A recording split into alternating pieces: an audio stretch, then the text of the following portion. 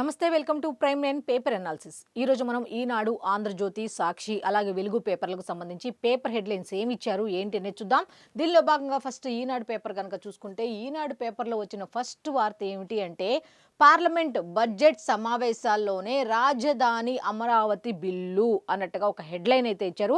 అయితే రాజధాని అమరావతికి సంబంధించిన బిల్లు అయితే పార్లమెంట్ బడ్జెట్ సమావేశాల్లో ఈసారి పార్లమెంట్ బడ్జెట్ సమావేశాల్లోనే ప్రవేశపెట్టనున్నారా అంటే అవుననే అన్నట్టుగా ఇక్కడ వార్త అయితే ఉంది. అయితే దీనికి సంబంధించిన డీటెయిల్స్ కూడా ఏమిచ్చారు ఏంటి అనేది ఒకసారి చూస్తే, ఆంధ్రప్రదేశ్ రాజధానిగా అమరావతికి చట్టబద్ధత కల్పించే ప్రక్రియ ప్రస్తుత పార్లమెంట్ సమావేశాల్లోనే పూర్తి చేయాలని కేంద్ర ప్రభుత్వం అయితే భావిస్తోంది అన్నట్టుగా వార్త అయితే ఇచ్చారనమాట. అయితే ఆంధ్రప్రదేశ్ ఇప్పటి వరకు ఒక రాజధాని అంటూ ఏమీ లేదు కాబట్టి ఇప్పుడు ఈ రాజధానికి సంబంధించి ఆంధ్రప్రదేశ్ రాజధానిగా అమరావతికి చట్టబద్ధత కల్పించే విధంగా దీనికి సంబంధించిన ప్రక్రియ అయితే ప్రస్తుత పార్లమెంట్ సమావేశాల్లోనే ప్రవేశపెట్టాలని చెప్పి కేంద్ర ప్రభుత్వం భావిస్తోంది. ఈ నేపథ్యంలో సంబంధిత బిల్లును పార్లమెంట్ బడ్జెట్ సమావేశాల్లో ప్రవేశపెట్టేందుకు కేంద్ర హోం మంత్రిత్వ శాఖ కసరత్తు చేస్తోంది అన్నట్టుగా వార్త అయితే ఇచ్చారు. అయితే ముసాయిదా క్యాబినెట్ నోట్ను కేంద్ర గృహ నిర్మాణం, పట్టణాభివృద్ధి, న్యాయ వ్యయ శాఖలతో పాటు నీతి ఆయోగ్లకు పంపి అభిప్రాయం కోరింది. అయితే దీనికి సంబంధించి కూడా ముసాయిదా క్యాబినెట్ నోట్ను అంటే దీనికి సంబంధించిన నోట్ను కేంద్ర గృహ నిర్మాణ, పట్టణ అభివృద్ధి శాఖ అట్లాగే న్యాయ వ్యయ శాఖలతో పాటు నీతి ఆయోగ్లకు పంపి అభిప్రాయం అయితే కోరిందట. అయితే దీనికి సంబంధించి ఇంకా చూస్తే న్యాయశాఖ అయితే ఇప్పటికే అభిప్రాయం తెలియజేసిందని సమాచారం. అయితే ముసాయిదా నోట్పై త్వరగా అభిప్రాయం తెలియజేయాలని మిగతా శాఖలకు కూడా హోంమంత్రిత్వ శాఖ సూచించినట్లు తెలిసింది అన్నట్టుగా వార్త అయితే ఇచ్చారు. అయితే కేంద్ర మంత్రివర్గం ఆమోదం తర్వాత న్యాయశాఖ బిల్లు సిద్ధం చేస్తుంది. మళ్ళీ దాన్ని క్యాబినెట్ ఆమోదించాక పార్లమెంట్లో ప్రవేశపెడతారు అన్నట్టుగా దీనికి సంబంధించిన వార్త అయితే ఈ విధంగా ఇచ్చారు డీటెయిల్స్. అయితే దీనికి సంబంధించి ఇంకా ఈ విభజన చట్టం ప్రకారం అన్నట్టుగా దీనికి ఏమి ఉంటాయి ఏంటి అనే దాని మీద కంప్లీట్ డీటెయిల్స్ కూడా ఇచ్చారు. అయితే దీనికి సంబంధించి కంప్లీట్ డీటెయిల్స్ అన్నీ కూడా పేజ్ నెంబర్ 3లో ఉన్నాయి. నెక్స్ట్ ఇంకొక వార్త ఉంది, అది కూడా ఏంటి అనేది ఒకసారి చూస్తే, నాసా నుంచి పదవీ విరమణ చేసిన సునీత విలియమ్స్ అంటూ సెకండ్ హెడ్లైన్ అయితే ఇచ్చారు. అయితే దీనికి సంబంధించి నాసా నుంచి ఆవిడైతే పదవీ విరమణ చేశారట సునీత విలియమ్స్. దీనికి సంబంధించి డీటెయిల్స్ కూడా ఉన్నాయి, ఒకసారి చూద్దాం.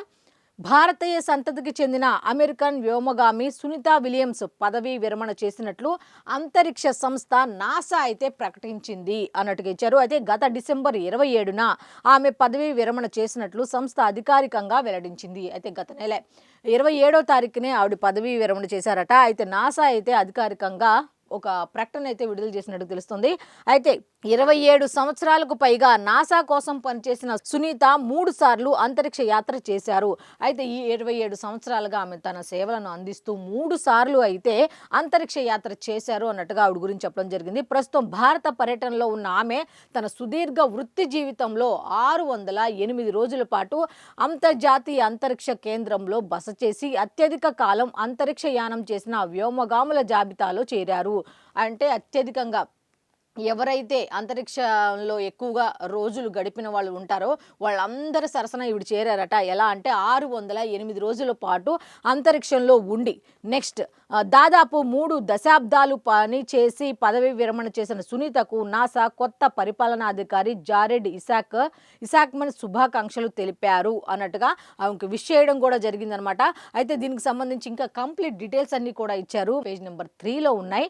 నెక్స్ట్ ఇంకొక వార్త ఉంది, అది కూడా ఏంటి అనేది ఒక్కసారి చూస్తే, పారిశ్రామికవేత్తలను ఆంధ్రప్రదేశ్కి రప్పించి పరిశ్రమల ఏర్పాటు ఆంధ్రప్రదేశ్ అభివృద్ధి లక్ష్యంగా ముఖ్యమంత్రి నారా చంద్రబాబు నాయుడు గారు కానీ ఐటీ శాఖ మంత్రి నారా లోకేష్ కానీ మిగతా కొంతమంది మంత్రులు కానీ ఇప్పుడు విదేశాల్లో పర్యటించడం జరుగుతోంది. అయితే దీనికి సంబంధించి కూడా ఒక హెడ్లైన్ అయితే ఇచ్చారు. ఆ హెడ్లైన్ ఏంటి అనేది ఒకసారి కనుక మనం చూస్తే, పారిశ్రామికవేత్తలకు రియల్ టైంలో అనుమతులు అంటూ ఒక హెడ్లైన్ అయితే ఇచ్చారు. దీనికి సంబంధించి ఏపీకి బ్రాండ్ ఇమేజ్ తీసుకొచ్చాం అన్నట్టుగా పెట్టుబడి పెట్టుబడులతో అభివృద్ధి, దాంతోనే సంక్షేమం సాధ్యం. పెట్టుబడులతో మాత్రమే అభివృద్ధి అనేది వస్తుంది. అభివృద్ధి వచ్చినప్పుడు మాత్రమే మనం సంక్షేమాన్ని అందించగలం అన్నట్టుగా జాతీయ అంతర్జాతీయ మీడియాతో సీఎం చంద్రబాబు నాయుడు గారు చెప్పడం అయితే జరిగింది. ఏపీకి అయితే ఒక బ్రాండ్ ఇమేజ్ అయితే మేము తీసుకొచ్చాం. అభివృద్ధే లక్ష్యం మాకు. అభివృద్ధి జరిగితేనే మేము సంక్షేమాన్ని అందించగలుగుతాం. కాబట్టి అభివృద్ధే మా లక్ష్యం అంటూ జాతీయ అంతర్జాతీయ మీడియాతో సీఎం చంద్రబాబు నాయుడు గారు మాట్లాడడం జరిగింది. అయితే దీనికి సంబంధించి కంప్లీట్ డీటెయిల్స్ కూడా ఇచ్చారు. ఒకసారి చూద్దాం. రాష్ట్రంలో పెట్టుబడులు పెట్టేందుకు వచ్చే సంస్థలకు అనుమతుల నుంచి పరిశ్రమల స్థాపన వరకు ప్రతి అంశాన్ని రియల్ టైంలో పర్యవేక్షిస్తామని సీఎం చంద్రబాబు నాయుడు గారు చెప్పడం జరిగింది. అయితే స్పీడ్ ఆఫ్ డూయింగ్ బిజినెస్ విధానంలో పెట్టుబడుల ప్రతిపాదనలకు త్వరితగతిన అనుమతులు ఇస్తున్నామని చెప్పారు. రాష్ట్రంలో పరిశ్రమలకు ఎస్క్రో ఖాతా ద్వారా ప్రోత్సాహకాలు అందిస్తున్నామని చెప్పుకుంటూ వచ్చారు. అయితే దావోస్లో 3వ రోజు వివిధ జాతీయ అంతర్జాతీయ మీడియా ప్రతినిధులతో ముఖ్యమంత్రి నారా చంద్రబాబు నాయుడు గారు మాట్లాడారు. ఏం మాట్లాడారు అనేది ఒకసారి చూసుకుంటే, ఏపీలో అమలు చేస్తున్న విధానాలు, ఆలోచనలు, వేగంగా తీసుకుంటున్న నిర్ణయాలకు జాతీయ అంతర్జాతీయ స్థాయిలో గుర్తింపు వస్తోంది. మేము ఈ పరిశ్రమలకు సంబంధించి ఈజ్ ఆఫ్ డూయింగ్ బిజినెస్కు సంబంధించి దీనికి సంబంధించి ఎటువంటి చర్యలు తీసుకుంటున్నాము, ప్రణాళికలతో ముందుకు వెళ్తున్నాము అనే దాన్ని జాతీయ అంతర్జాతీయ స్థాయిలో గుర్తింపు వచ్చింది అన్నట్టుగా వస్తోంది అన్నట్టుగా. అయితే రాష్ట్రానికి బ్రాండ్ ఇమేజ్ వస్తే పెట్టుబడులు వస్తాయి, వాటి ద్వారా అభివృద్ధి అనేది సాధ్యం అవుతుంది అన్నట్టు ఆయన చెప్పుకుంటూ వచ్చారు. అయితే అభివృద్ధి జరిగితే పేదలకు సంక్షేమం ఖచ్చితంగా ఇవ్వడం జరుగుతుంది కాబట్టి అంటూ ఆయన చెప్పుకుంటూ వచ్చారు. అయితే రాష్ట్రానికి బ్రాండ్ ఇమేజ్ తెచ్చేందుకు ప్రపంచ ఆర్థిక సదస్సును ఉపయోగించుకుంటున్నాము. ఈ బ్రాండ్ ఇమేజ్ ఎలా వస్తుంది, రావాలి అనే దాని ఉద్దేశంతోనే ఈ ప్రపంచ సదస్సును అయితే మేము ఉపయోగించుకుంటున్నాం. ఈ ప్రపంచ ఆర్థిక సదస్సును అయితే మేము ఉపయోగించుకుంటున్నాం అంటూ ఆయన చెప్పడం జరిగింది. పెట్టుబడులను ఆకర్షించడంతో పాటు వివిధ రంగాల్లో వస్తున్న వినూత్న పరిణామాలను గమనించడానికి ఈ సదస్సు అద్భుత వేదిక అంటూ ఆయన చెప్పుకుంటూ వచ్చారు. అయితే ఇంకొక వార్త దీనికి సంబంధించిందే ఉంది. అయితే దీనికి సంబంధించి చంద్రబాబు నాయుడు గారు ఏమన్నారు ఏంటి అనే దాని మీద డీటెయిల్స్ ఈ విధంగా ఉంటే, నెక్స్ట్ 15 తర్వాత ఆర్సెల్ఆర్ ఉక్కు పరిశ్రమకు శంకుస్థాపన అంటూ ఒక వార్త అయితే ఉంది. సేమ్ దీనికి సంబంధించి దావోస్లో సంస్థ ప్రతినిధులతో సీఎం భేటీ అయ్యారు. దీనికి సంబంధించి ఒక వార్త కూడా చెప్పడం జరిగింది. 15 తర్వాత ఆర్సెల్ఆర్ ఉక్కు పరిశ్రమకు అయితే శంకుస్థాపన జరగబోతోంది అన్నట్టుగా ప్రాజెక్టు ఏర్పాటుకు అనుమతులపై అధికారులతో సమీక్షా సమావేశం నిర్వహించారట. అయితే అనకాపల్లి జిల్లాలో ఏర్పాటు చేయనున్న ఆర్సెల్ఆర్ మిత్తల్ ఉక్కు పరిశ్రమకు ఫిబ్రవరి 15 తర్వాత శంకుస్థాపన చేయాలని నిర్ణయించినట్లు సీఎం చంద్రబాబు నాయుడు గారు వెల్లడించారు. ప్రాజెక్టు ఏర్పాటుకు అవసరమైన భూసేకరణ, అలాగే అనుమతులు అప్పటిలోగా పూర్తి చేయాలని అధికారులను ఆదేశించారు అంటూ ఒక వార్త అయితే ఇచ్చారు. అయితే దీనికి సంబంధించిన కంప్లీట్ డీటెయిల్స్ అన్ని కూడా పేజ్ నెంబర్ 3లో ఉన్నాయి. నెక్స్ట్ ఇంకొక వార్త, విశాఖలో scale AI center of excellence ఏర్పాటు చేయండి అంటూ రాయలసీమలో సౌర పవన హైబ్రిడ్ ప్రాజెక్టులు పెట్టండి అంటూ దావోస్ భేటీలో ఆయా కంపెనీల ప్రతినిధులను కోరిన మంత్రి లోకేష్. ఐటీ శాఖ మంత్రి నారా లోకేష్ గారు కూడా ఏం చేశారంటే, సేమ్ పారిశ్రామికవేత్తలకి ఆంధ్రప్రదేశ్లో ఉన్న అవకాశాలను వివరిస్తూ విశాఖలో scale AI center of excellence ను ఏర్పాటు చేయండి అని వాళ్ళని కోరడం జరిగింది. అలాగే రాయలసీమలో కూడా సౌర పవన హైబ్రిడ్ ప్రాజెక్టులు పెట్టండి అంటూ వాళ్ళని కోరడం జరిగిందనమాట. అయితే దీనికి సంబంధించిన కంప్లీట్ డీటెయిల్స్ అన్ని కూడా పేజ్ నెంబర్ 12లో ఉన్నాయి. నెక్స్ట్ ఇంకొక వార్త ఉంది, అది కూడా ఏంటనేది ఒక్కసారి చూస్తే, అసెంబ్లీకి రాని ఎమ్మెల్యేలను రీకాల్ చేయాలి అంటూ ఆ హక్కును ప్రజలకు కల్పించాలి. విధులు నిర్వర్తించని వారికి వేతనాల్లో కోత పెట్టాలి. చట్టసభల సభాపతుల 86వ అఖిల భారత మహాసభలో స్పీకర్ అయ్యన్న పాత్రుడు గారు అయితే ఈ మాట చెప్పడం జరిగిందనమాట. ఆయన ఏం చెప్పారు అంటే, అసెంబ్లీకి రాని ఎమ్మెల్యేలను రీకాల్ చేయాలి, ఈ హక్కును కూడా ప్రజలకు కల్పించాలి అన్నట్టుగా, విధులు నిర్వర్తించిన వారికి వేతనాల్లో కోత ఉండాలి, వాళ్ళు జీతాలు తీసుకుంటుంది ఎందుకు, ప్రజల సేవ చేయడానికి, ప్రజా సమస్యలను ఏ విధంగా ఉన్నాయి ఏంటి అనే దాని మీద అసెంబ్లీలో చర్చించడానికి, అసలు అసెంబ్లీకే రాని వాళ్ళకి వేతనాలు ఎందుకు ఇవ్వాలి, ఒకళ్ళు ఇచ్చే దాంట్లో కూడా కోత ఉండాలి, కోత పెట్టాలి అన్నట్టుగా అన్నారు. అయితే దీనికి సంబంధించి డీటెయిల్స్ కూడా కొద్దిగా అవేంటో ఒకసారి చూద్దాం. అసెంబ్లీకి రాని ఎమ్మెల్యేలకు నో వర్క్ నో పే నిబంధనను వర్తింపచేయాలి. వర్క్ చేయని వాళ్ళకి నో పే అన్నట్టుగా నో వర్క్ నో పే నిబంధనను వర్తింపచేయాలి. విధులకు హాజరు కాని ఉద్యోగుల్లాగే సభకు రాని సభ్యుల వేతనాల్లో కోత విధించాలి. ఇప్పుడు ఒక జాబ్కి వెళ్తున్నాం, మనం పని చేస్తేనే కదా మనకి జీతం వచ్చేది. పని చేయకుండా ఎట్లా వస్తుంది? అదే రూలు ఎమ్మెల్యేలకు కూడా ఎవరైతే సభకు రారో వాళ్ళకు కూడా విధించాలి అన్నట్టుగా. అయితే అప్పటికీ వారు గుణపాఠం నేర్చుకోకపోతే వారిని రీకాల్ చేసే హక్కును ప్రజలకు కల్పించాలి. ఇందుకోసం ప్రజా ప్రాతినిధ్య చట్టాన్ని సవరించాలి అని స్పీకర్ అయ్యన్న పాత్రుడు అయితే చట్టసభల సభాపతుల 86వ అఖిల భారత మహాసభలో ఆయన ఈ విధంగా చెప్పడం జరిగింది. అయితే దీనికి సంబంధించిన కంప్లీట్ డీటెయిల్స్ అన్నీ కూడా పేజ్ నెంబర్ 3లో ఉన్నాయి. నెక్స్ట్ ఇంకొక వార్త, ఇది వార్తే. ఏడాదిన్నర తర్వాత పాదయాత్రట. ఏడాదిన్నర తర్వాత పాదయాత్రట. అయితే అప్పటి నుంచే వచ్చే ఎన్నికల వరకు రోడ్లపైనే ఉంటా.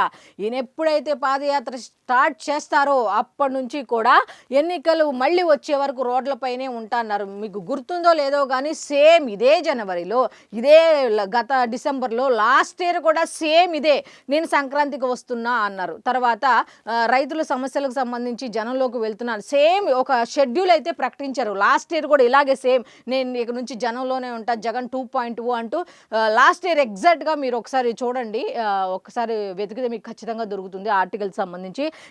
సేమ్ ఇదే జనవరిలో లాస్ట్ ఇయర్ ఇదే మాట చెప్పారనమాట. ఏడాదిన్నర తర్వాత పాదయాత్ర.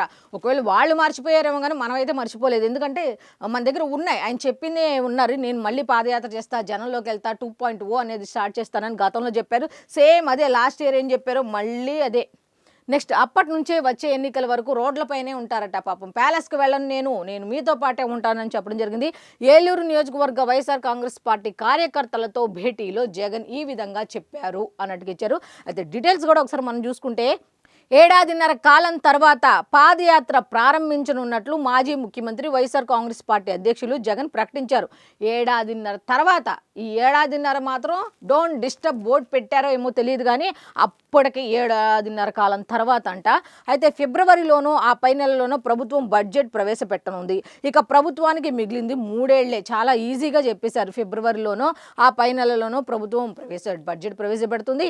ఇక ప్రభుత్వానికి మిగిలింది 3 ఏళ్లే, పెద్ద టైం ఏం లేదు, 3 ఏళ్లే కదా ఉంది. అందులో 1.5 సంవత్సరం తర్వాత నా పాదయాత్ర మొదలవుతుంది. అక్కడి నుంచి మామూలుగా ఉండదు అనుకుంటా. ఎప్పుడో 1.5 సంవత్సరాల తర్వాత వచ్చేదానికి పాపం ఇప్పుడు నుంచి ఆయన షెడ్యూల్ ఒకటి ప్రకటించేశారు. అయితే దీనికి సంబంధించి ఇంకా ఏమన్నారు ఏంటి అనే దాని మీద కంప్లీట్ డీటెయిల్స్ అయితే పేజ్ నెంబర్ 12లో ఉన్నాయి. నెక్స్ట్ ఇంకొక వార్తకు కనుక మనం వెళ్ళిపోతే, ఐసు ముక్క అడుగుతున్నాం అంతే, నేనేం అడగట్లా, జస్ట్ చిన్న ఐసు ముక్క ఒకటి అడుగుతున్నా, నేనేం అడగట్లేదు అంటూ ట్రంప్ చెప్పడం జరిగింది. అది కూడా ఏదో నా లాభం కోసం లేకపోతే ఖనిజాల కోసం కాదు, నేనేంటంటే రక్షణ కోసమే అడుగుతున్నాను, సేఫ్టీ కోసం అడుగుతున్నాను తప్ప ఖనిజాల కోసం కాదు నేను అడగటం. బల ప్రయోగం చెయ్యం, అసలు నేను ఎవరి మీద బలాన్ని ప్రయోగించం. మరి ఆయన చేసింది ఏమిటో మరి తెలియలా. గ్రీన్లాండ్ విషయంలో నాటో అంగీకరించాల్సిందే అన్నట్టుగా దావోసు సదస్సులో అయితే ట్రంప్ మాట్లాడడం జరిగింది. ఐరాస ఘోరంగా విఫలమైంది అంటూ ఇంకొకటి ఏదో ఉంది. అంతర్జాతీయ శాంతి భద్రతలను కాపాడటంలో ఐక్యరాజ్య సమితి ఘోరంగా విఫలమైందని ట్రంప్ విమర్శించారు అన్నట్టుగా వార్త అయితే ఉంది. అయితే దీనికి సంబంధించి ఇంకా ఒకసారి మనం చూస్తే, ప్రపంచం ఎత్తిన కుంపటి అంటూ ఏడాది పాలనలో ట్రంప్ అంటించిన మంటలేనో 1 కాదు 2 కాదు, అవన్నీ చూసుకుంటూ అంటే మొత్తం ప్రపంచం పైన పెద్ద కుంపటైతే పెట్టారు ట్రంప్ అన్నట్టుగా. ఎన్నో వివాదాస్పద నిర్ణయాలు, మరెన్నో తగాదాలు, ఆ లిస్ట్ మొత్తం ఇందులో ఇచ్చారు. అయితే శత్రువులపై మిత్రులపై ఒకటే విధానం, సొంత దేశంలోనూ అల్లకల్లోలమే. ఆయనకి ఏంటంటే అందరూ ఒకటే, ఆయన పక్క దేశం ఇంకో దేశం, ఆయన దేశంలోనే ఆయన చాలా ఇదేంటే సొంత కుంపటే అంటే ఇది అంటారు కదా, సేమ్ ఆయన దేశంలోనే అల్లకల్లోలం సృష్టిస్తున్నారు. పెద్ద తేడా ఏ లేదు, మిత్ర దేశాలు లేవు, శత్రు దేశాలు లేవు, ఏం లేదు, సొంత దేశంలోనే అల్లకల్లోలం అన్నట్టుగా కంప్లీట్ డీటెయిల్స్ అయితే ఇచ్చారు. అయితే దీనికి సంబంధించి కంప్లీట్ డీటెయిల్స్ అన్ని కూడా పేజ్ నెంబర్ 8లో ఉన్నాయి. నెక్స్ట్, పోలవరంపై వారం రోజుల్లో నిర్ణయాలు వెల్లడిస్తాం అంటూ విదేశీ నిపుణులు అయితే చెప్పడం జరిగింది. అయితే వాళ్ళైతే ఒక 5-6 రోజుల నుంచి ఏమో బహుశా అయితే ఏం చేస్తున్నారంటే, ఈ పోలవరం ప్రాజెక్టుకు సంబంధించిన పన్నులకు సంబంధించి అబ్జర్వ్ చేయడానికి విదేశీ నిపుణులు అయితే వచ్చారు.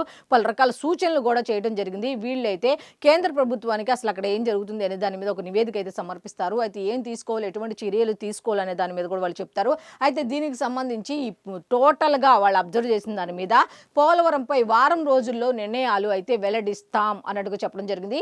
అయితే దీనికి సంబంధించిన కంప్లీట్ డీటెయిల్స్ అన్ని అన్నీ కూడా పేజ్ నెంబర్ 8లో ఉన్నాయి. నెక్స్ట్ ఇంకొక వార్త ఉంది, అది కూడా ఏంటి అనేది ఒకసారి చూస్తే, ఇక్కడేమో నీరు తీసుకోమంటారు, సుప్రీంకోర్టులో అడ్డుకుంటారు. మాకేం నీరు వద్దని ఇక్కడ చెప్తారు, సుప్రీంకోర్టులో అడ్డుకుంటారు అన్నట్టుగా కృష్ణా నుంచి ఏపీ నీటి మళ్లింపు తప్పదు, ఇందుకు చట్టబద్ధ రక్షణలు ఉన్నాయి.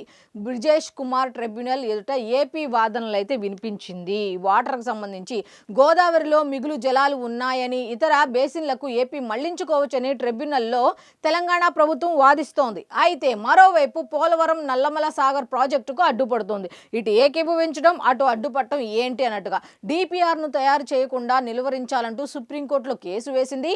తెలంగాణ ప్రభుత్వానికి నిర్దిష్ట విధానాలంటూ లేవు అని ఢిల్లీలో బుధవారం బ్రిజేష్ కుమార్ ట్రిబ్యునల్ ఎదుట ఏపీ తరపున సీనియర్ న్యాయవాది జయదీప్ గుప్తా వాదించారు అన్నట్టు ఉమ్మడి ఏపీకి కృష్ణా ట్రిబ్యునల్ కేటాయించిన 811 టీఎంసీలకు సంబంధించి ఇప్పటికే అన్ని ప్రాజెక్టులు ఉన్నాయి అన్నట్టుగా దీనికి సంబంధించి కంప్లీట్ డీటెయిల్స్, ఇది వాటర్ తెలంగాణ ఆంధ్రాకి సంబంధించి కంప్లీట్ డీటెయిల్స్ అన్నీ కూడా పేజ్ నెంబర్ 3లో ఉన్నాయి. అయితే ఈనాడుకు సంబంధించిన వార్తలు అయితే ఈ విధంగా ఉన్నాయి.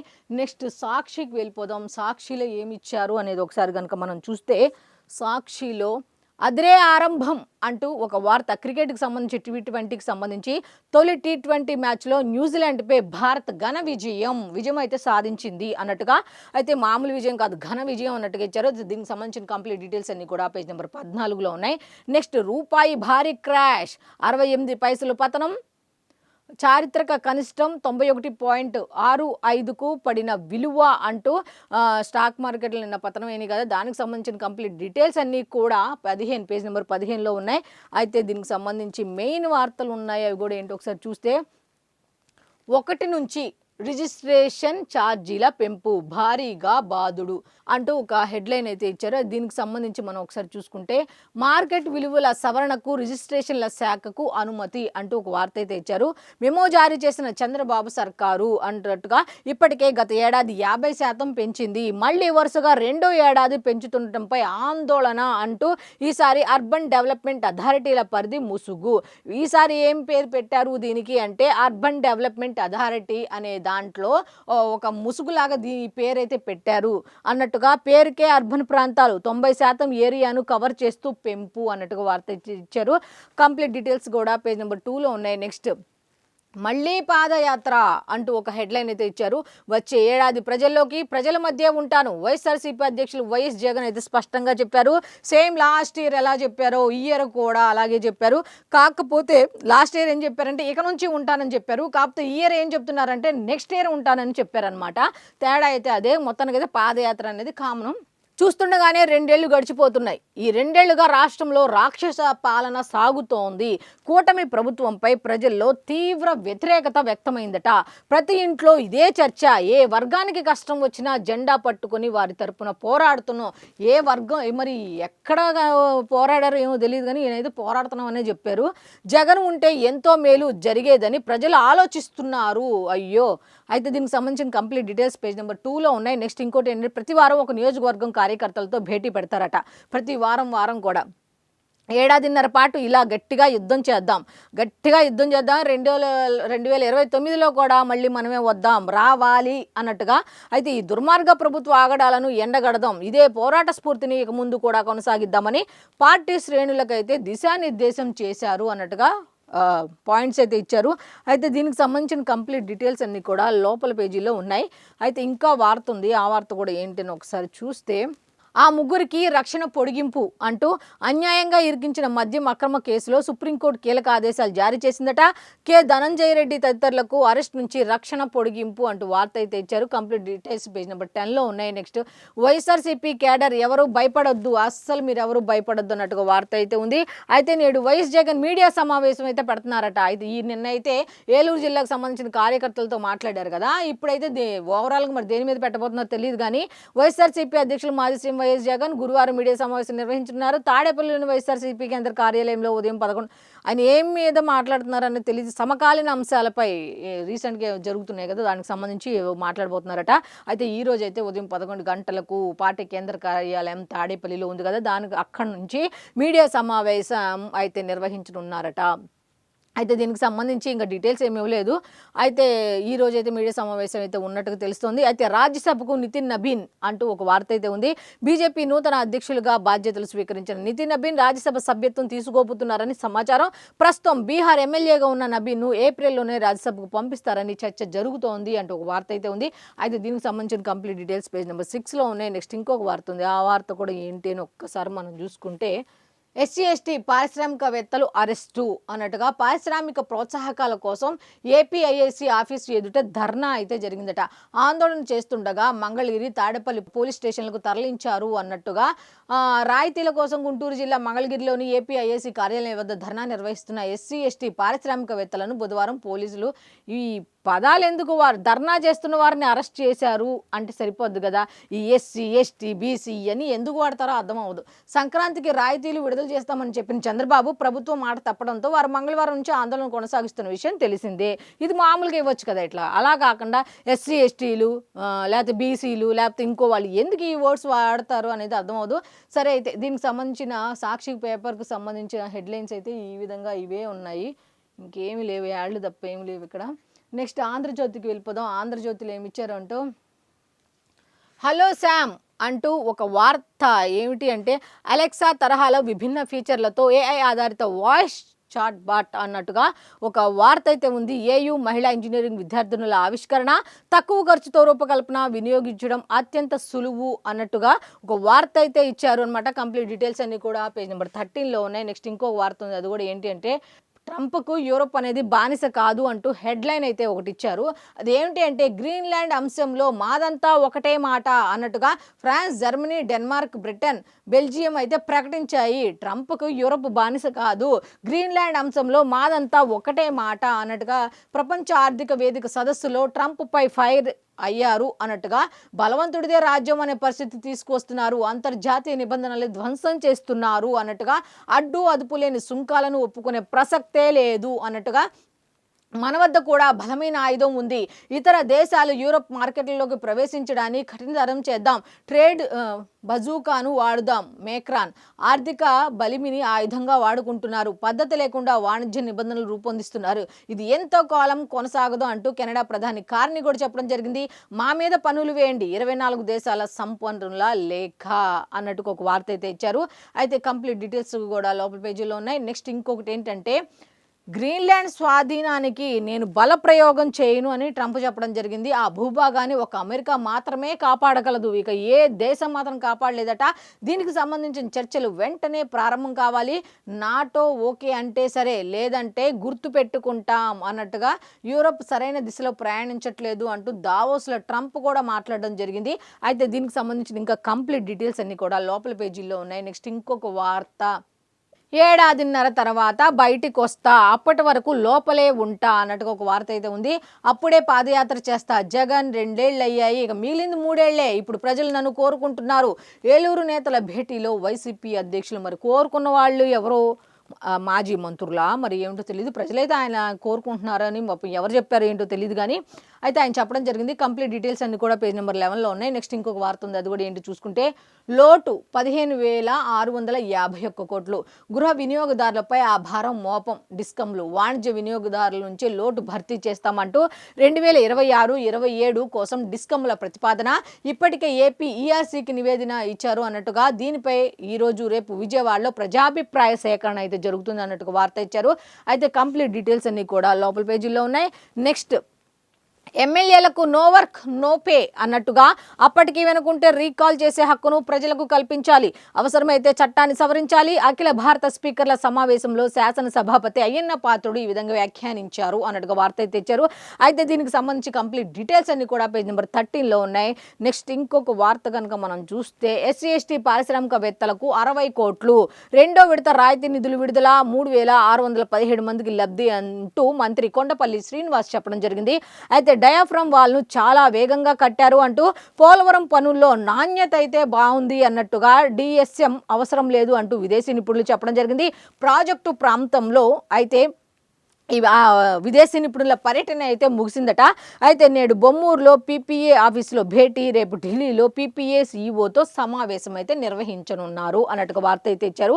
అయితే దీనికి సంబంధించిన కంప్లీట్ డీటెయిల్స్ అన్ని కూడా పేజ్ నెంబర్ 11లో ఉన్నాయి. నెక్స్ట్ ఇంకొక వార్త ఉంది.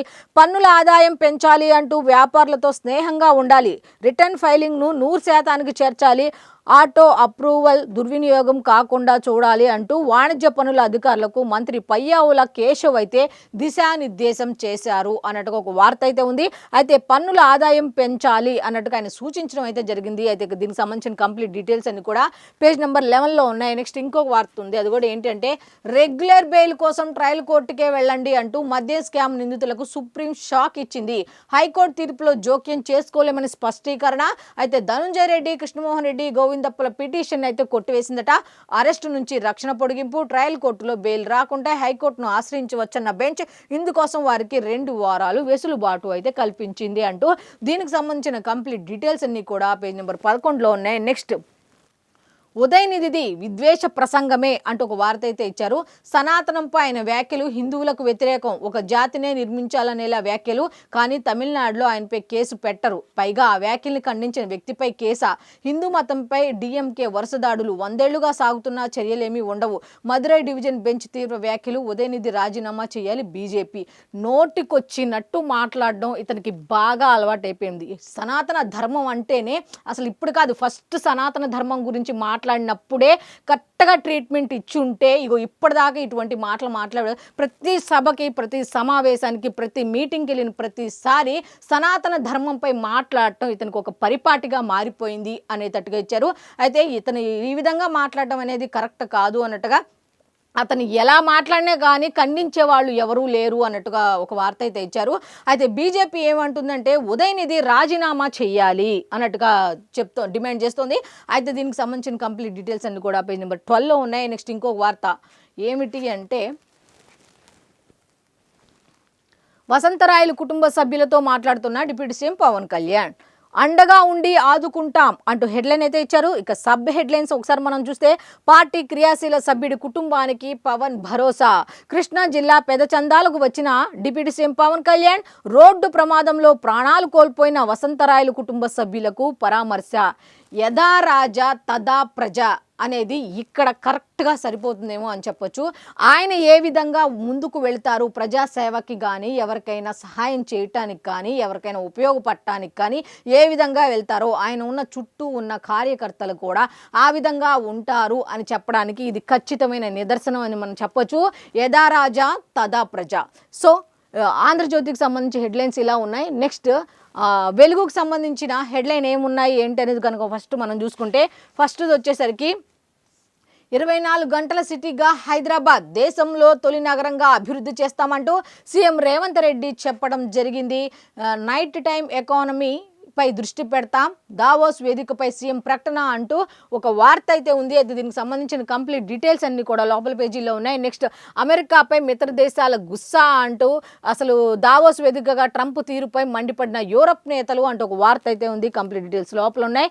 నెక్స్ట్ గ్రీన్లాండ్ మాదే అని ఆయనే అప్పుడు ఇచ్చాం ఇప్పుడు తీసుకుంటాం అంతా మేమే అన్నట్టుగా ట్రంప్ చెప్పడం జరిగింది. అయితే దీనికి సంబంధించిన కంప్లీట్ డీటెయిల్స్ అన్ని కూడా పేజ్ నెంబర్ 9లో ఉన్నాయి.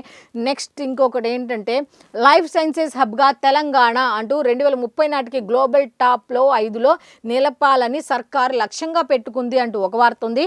నెక్స్ట్ ఇంకోటి కనుక మనం చూసుకుంటే నైనికోల్ బ్లాక్పై సిబిఐ ఎంక్వైరీకి రెడీ అన్నట్టుగా ఒక హెడ్లైన్ అయితే ఉంది. రాష్ట్ర సర్కారు కోరితే దర్యాప్తుపై పరిశీలిస్తామంటూ కిషన్ రెడ్డి గారు చెప్పడం జరిగింది. మొత్తం సింగరేణిలో జరుగుతున్న అక్రమాలపైన విచారణ అవసరం అన్నట్టుగా ఆయన చెప్పడం జరిగింది. దీనికి సంబంధించి కంప్లీట్ డీటెయిల్స్ లోపల పేజీలో ఉన్నాయి. నెక్స్ట్ ఇంకో వార్త యాచారంలో 100 కుక్కలకు విషం అంటూ ఒక వార్త అయితే ఉంది.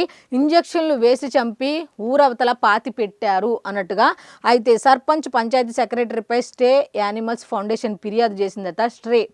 ముగ్గురు వ్యక్తులను రప్పించి కుక్కలను చంపించినట్లు వెల్లడి. మాజీ ఎంపీ యాక్టివిస్టు మేనకా గాంధీకి సమాచారం. కలెక్టర్కు ఫోన్ చేసి వివరాలు అడిగిన మేనకా కేసు నమోదు చేసి కుక్కలకు పాతిన చోటును గుర్తించిన పోలీసులు నేడు పోస్ట్ మార్టం నిర్వహించే అవకాశం అన్నట్టుగా. మరీ దారుణం 100 కుక్కలు అంటే ఇప్పుడు మనం కూడా ఇప్పుడు రోడ్డు మీద వెళ్తుంటే పిల్లల్ని కరుస్తున్నాయని కుక్కల మీద కోపం పెంచుకోవాలో లేకపోతే ఇలా 100 కుక్కల్ని అంత అమానుషంగా విషం పెట్టి చంపేసి దాని మీద బాధపడాలో కూడా అర్థం కాని సిచ్యువేషన్. ఎందుకంటే నిజంగా మనమైనా రోడ్డు మీద నడిస్తే ఒక కుక్క వచ్చి మనల్ని కరిస్తే ఆ బాధ ఎలా ఉంటుందంటే ఆ కుక్క నిజంగా చంపేయాలన్న కోపం వస్తుంది, కాదని చెప్పట్లా. కాకపోతే ఏంటంటే ఇలాంటివి చూసినప్పుడు కూడా అయ్యో ఎందుకు ఇలాగా అని అనిపిస్తుంది.